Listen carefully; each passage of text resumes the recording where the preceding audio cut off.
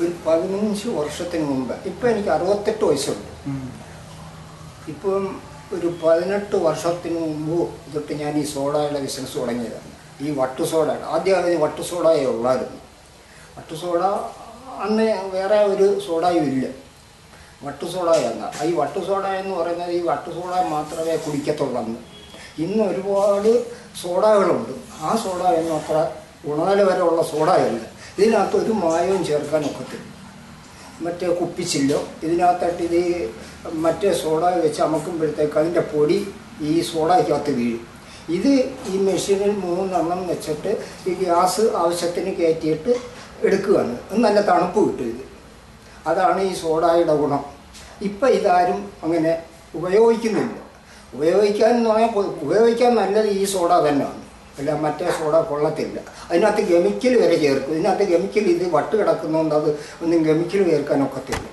ഇതിനകത്ത് ഈ വെള്ളമെന്ന് പറയുന്നത് നമ്മൾ ഫിൽട്ടർ ചെയ്ത് അതുപോലെ നല്ല ശുദ്ധീകരിച്ച് വെള്ളം വെച്ചിട്ട് ഇതിനകത്ത് കയറ്റി ഒരു 3-4 കറക്കുമ്പോൾ ഈ വട്ട് മേളി വരും.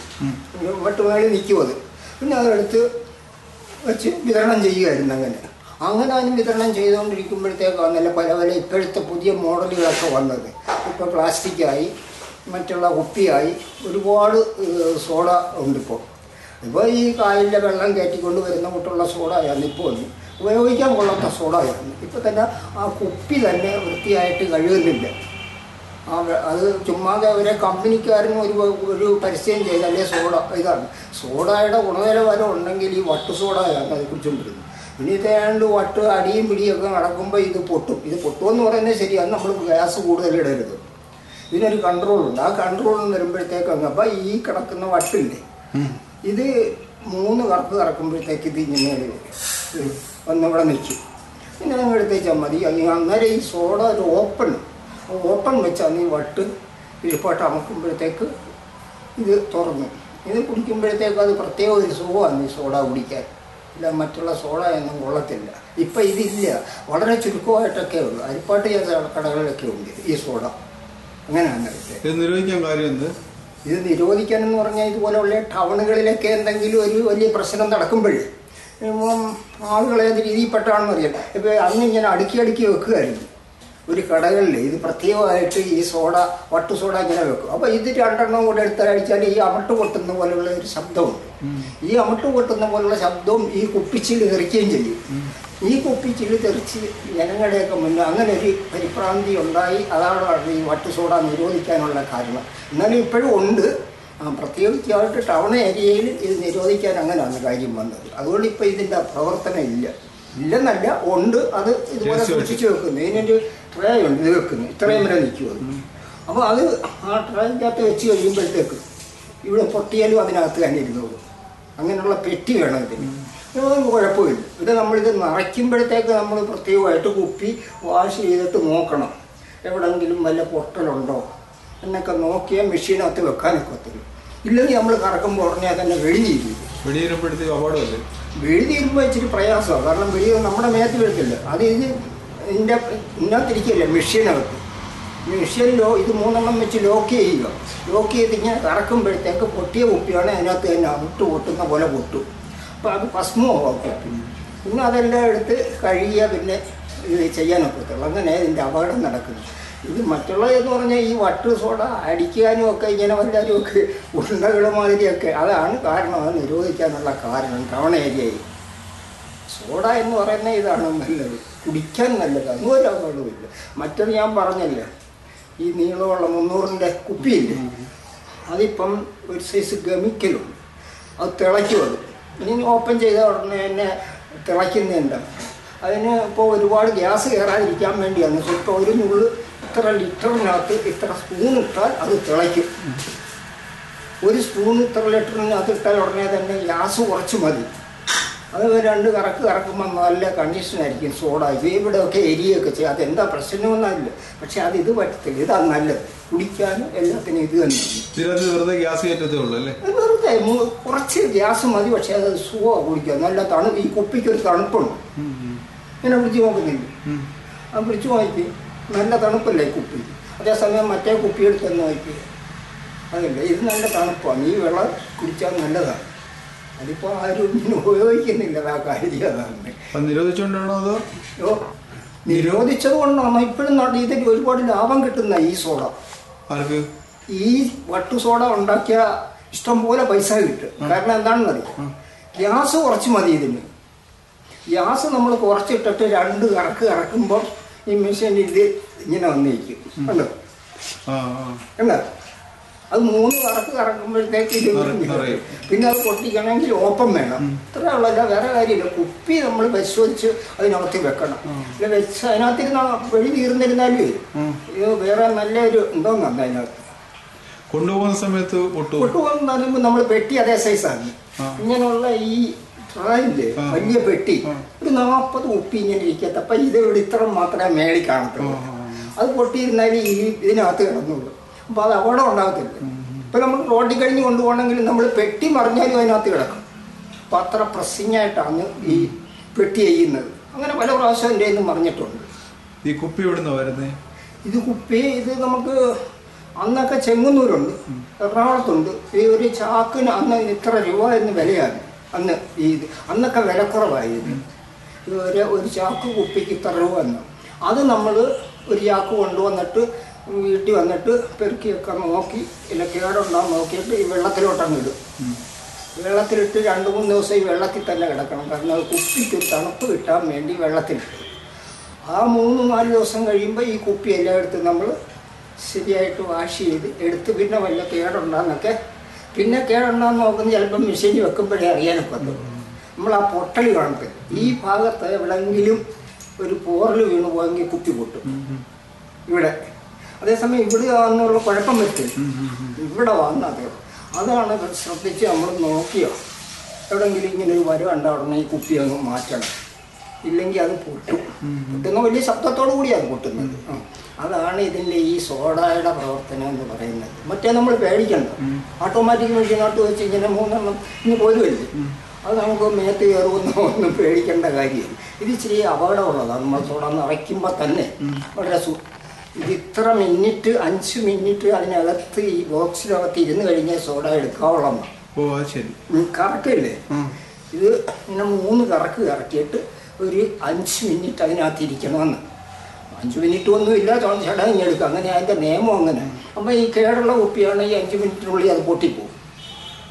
പിന്നെ നമുക്ക് എടുത്ത് ഇതിനകത്ത് വെച്ചുകൊണ്ടങ്ങ് പോയി വെച്ചാൽ മതി, ഒരു കുഴപ്പമില്ല. ഇപ്പോൾ 60 രൂപ കിട്ടും നമുക്ക് ഒരു പെട്ടി സോഡ കൊടുക്കാം. പ്ലാസ്റ്റിക്കിൻ്റെ പെട്ടിയില്ലേ, അത് 2 പെട്ടി 300-ൻ്റെ വെളിയിൽ 2 പെട്ടി കൊടുക്കുക. അതിന് 120 രൂപ കിട്ടും. 60 രൂപയാണ്. അപ്പം അങ്ങനെ അത് ഇപ്പം എനിക്ക് ചെയ്യാനൊക്കത്തില്ല. ചെയ്യാനൊക്കത്തില്ലെന്ന് പറഞ്ഞാൽ ഇതിന് വലിയ കണ്ണിന് വലിയ ഇത് വേണം. പിന്നെ വെള്ളമൊക്കെ ശ്രദ്ധിച്ച് ഈ പുളുക്കി പൈപ്പിൽ വെള്ളം കൂടുതലായിട്ട് പറഞ്ഞ് ഞാൻ നിർത്താൻ കാരണം എന്താണെന്നറിയാം. ഈ പുളുക്കിയിലൊരു പൈപ്പുണ്ട്. ആ പൈപ്പിലെ വെള്ളം എന്ന് പറഞ്ഞാൽ എത്ര ഫിൽട്ടർ ചെയ്തിട്ടും ആ വെള്ളത്തിനകത്ത് തുരുമ്പാണ്. ഈ വെള്ളം ഈ കുപ്പിയിൽ അടിയിൽ പിടിക്കുമ്പോൾ അതൊരു നിറവ്യത്യാസം വരും. അത് ഈ പൊതുനിരത്തി കൊണ്ട് വെക്കാനൊക്കത്തില്ല. ഇവിടെ അങ്ങനെയാണ് ആ സോഡ കംപ്ലീറ്റായിട്ട് നിർത്താനുള്ളത്. ഈ വെളിയിൽ നിന്നൊക്കെ ഈ കളറുള്ള സോഡ വരുമ്പോൾ ഈ കുപ്പിയിൽ ഈ കളർ വെച്ചിരിക്കുമ്പോൾ ആരും അത് ശ്രദ്ധിക്കും. അതുകൊണ്ടും പിന്നെ ഞാൻ അങ്ങ് മടിച്ചു കളഞ്ഞു. കാരണം നമുക്ക് ഈ പൊതുനിരത്തി കൊണ്ടുവന്ന് ഈ വെള്ളം വെക്കാനൊക്കത്തില്ല. ഫിൽട്ടർ ചെയ്താലും എന്തോന്നുണ്ടായിരുന്നു. പിന്നെ അതെല്ലാം പോയി കഴിഞ്ഞ് രണ്ടാമത് ഇവിടെ പൈപ്പ് വന്നത്. അങ്ങനെയൊക്കെയാണ് ഇതിൻ്റെ കാര്യം. ഒരു കുപ്പി സോഡയൊക്കെ എന്തുവരെയൊക്കെയായിരുന്നു വിൽക്കുന്നത്? അന്ന് വെറും തുച്ഛമായ 10 പൈസയൊക്കെയാണ് അന്ന് ഇതിന് കൊടുക്കുന്നത്. 10 പൈസ നമുക്ക് കിട്ടും. എന്നാലും ഒരുപാട് കാശല്ലേ കിട്ടുന്നത്. 10 പൈസ എന്ന് പറഞ്ഞാൽ ഗ്യാസിന് വിലക്കുറവ്. ഇന്ന് ആ ഗ്യാസ് എന്തോ ഗ്യാസ് എന്ന് പറഞ്ഞാൽ ഇതിന് ഈ തണുപ്പുള്ളതല്ലേ ഗ്യാസ്, അതിന് സിലിണ്ടറുണ്ട്. പ്രത്യേകമായിട്ട് നമ്മൾ ഒരു അന്ന് 3500 രൂപയൊക്കെ 9 കിലോയുടെ സിലിണ്ടറിന് വിലയാണ്. ഇന്നൊന്നും അത് കൊടുത്ത ആഗ്രഹിക്കാർ തൂക്കിയെടുക്കത്തുള്ളൂ. ഇന്ന് ഈ 18-ൻ്റെയൊക്കെ സിലിണ്ടറാണ് ഈ ഓട്ടോമാറ്റിക് മെഷീൻ വന്നത്. മറ്റു 9-ൻ്റെ കുറ്റി കിട്ടാൻ പ്രയാസമാണ്. അതിപ്പം ഞാൻ കായംകുളത്തൊക്കെ സൈക്കിളെ പോയി എടുക്കും. പിന്നെ കൊല്ലത്ത് എംപീരിയൻ കമ്പനിക്കാരെന്നും പറഞ്ഞ അവരുടെ ഗ്യാസുണ്ട്. അവിടുന്ന് ഗ്യാസ് വന്നെങ്കിലേ ഇവിടെ ഗ്യാസ് കിട്ടത്തുള്ളൂ. അത് വലിയ ഡിമാൻഡാണ് ഗ്യാസൊക്കെ വരുന്നത്. അവരുടെ ഗ്യാസാണ് ഇവിടെ വരുന്നത്. ഇതെന്ന് പറഞ്ഞാൽ ഈ തണുപ്പാണ് ഗ്യാസിന്. ഈ സോഡ എന്തിനാ ഇവിടെ ഉള്ളവരെല്ലാം ഉപയോഗിച്ചിരുന്നത്? സോഡ നാരങ്ങ വെള്ളത്തിന് മാത്രമല്ല, വെള്ളം അടിക്കാൻ നാരങ്ങ വെള്ളത്തിന് നല്ലതാണ്. നാരങ്ങ വെള്ളം എന്ന് പറയുമ്പോൾ നാരങ്ങ പിഴിഞ്ഞിട്ട് സ്വല്പം ഉപ്പ് ഇട്ടിട്ട് ഇതേമാതിരിയുള്ള സോഡ പൊട്ടിച്ചൊഴിച്ചാൽ അത് നല്ല തണുപ്പാണ്, അതിന് ഗുണമുള്ളതാണ്. അങ്ങനെ മറ്റുള്ള സാധനം കുടിക്കുന്ന പോലെ അല്ലല്ലോ. ഈ സോഡ എന്ന് പറഞ്ഞാൽ ദോഷം ചെയ്യുന്നില്ല, പക്ഷെ ഇതേമാതിരിയുള്ള സോഡ കുടിക്കണം. എല്ലാ സോഡയും കുടിച്ചുകൊണ്ട് കാര്യമില്ല. ഇപ്പം ആളുകളുടെ നേട്ടത്തിന് വേണ്ടി ഞാൻ പറഞ്ഞില്ല ഈ പൗഡറിൻ്റെ കാര്യം, അത് കറക്റ്റായിട്ട് അവർ ചേർത്തിരിക്കും. ഇത്ര ലിറ്റർ വെള്ളത്തിനകത്ത് ഇതിൻ്റെ ആ പൊടിയില്ലേ. പക്ഷെ ഞാൻ അന്നും സോഡ വരുമ്പോഴത്തേക്ക് ഇവിടെ ആലപ്പുഴക്കാരനൊരു ഏജൻസി ആയിരുന്നു അന്ന് ഗ്യാസ് വരുന്നത്, അരിപ്പാട്ട്.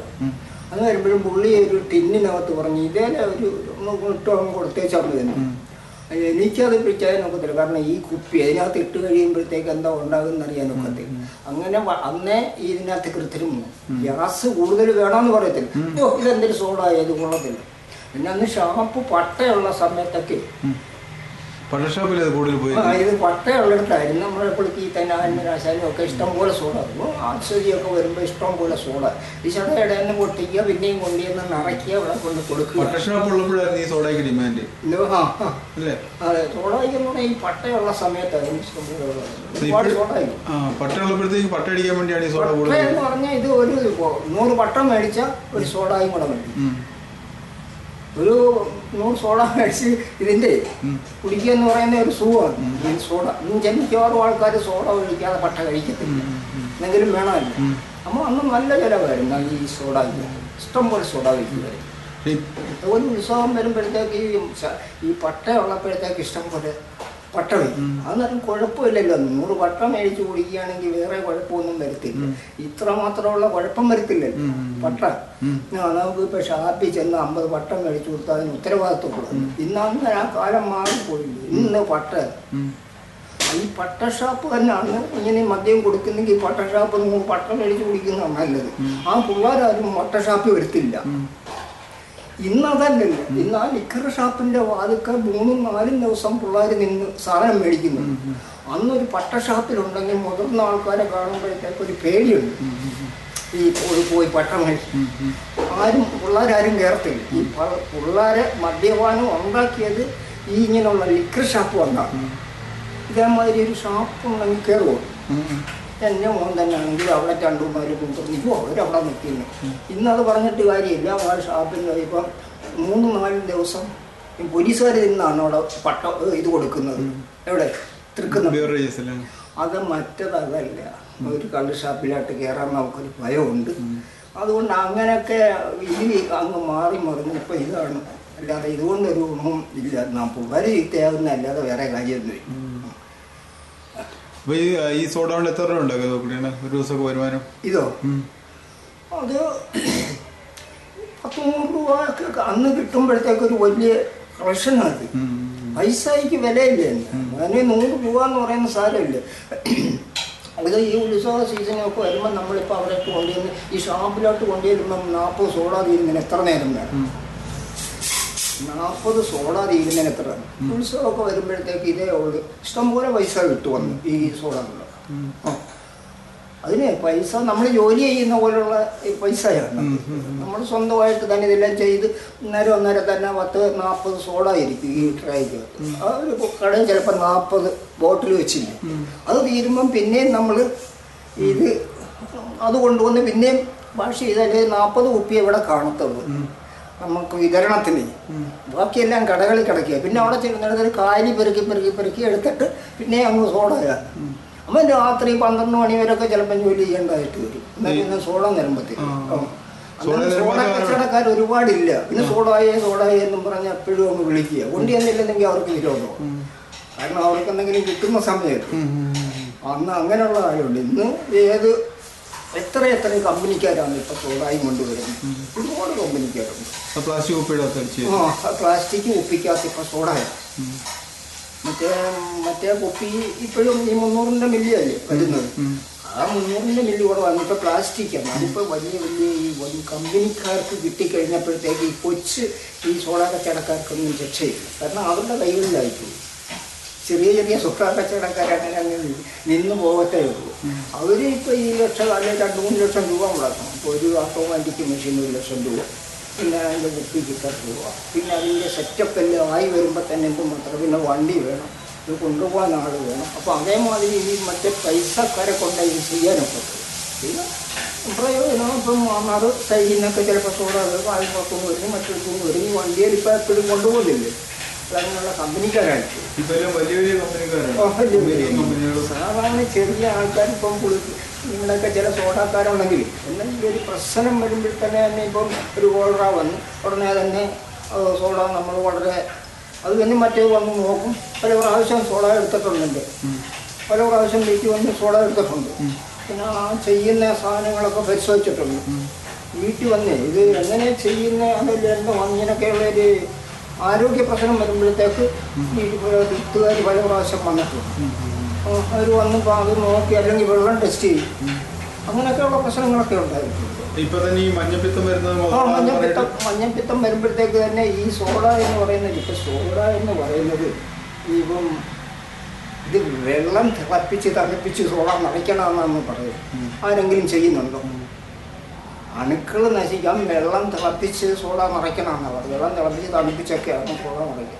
ഇപ്പോൾ ഈ പിന്നെ പമ്പയാറ്റിലെ വെള്ളമൊക്കെ കൊടുത്ത് കാശ് മേടിക്കുന്ന സമയത്ത് ആരാ തിളപ്പിക്കുക? അല്ലെ ആരാ ചോദിക്കുന്നത്?